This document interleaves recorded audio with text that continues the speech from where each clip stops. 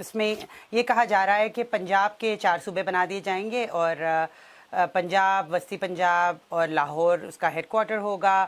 اس میں لاہور، قصور، شیخوپورہ، ننکانہ صاحب، اوکاڑا کے اضلاع ہوں گے. پھر شمالی پنجاب کو ایک صوبہ بنایا جائے گا، جنوبی پنجاب کو ایک صوبہ بنایا جائے گا، مغربی پنجاب کو ایک صوبہ بنایا جائے گا.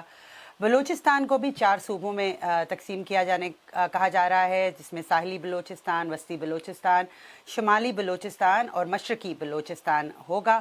اس کی ڈیٹیلز بھی ہیں کہ کون کون سے اضلاع اس میں شامل ہوں گے.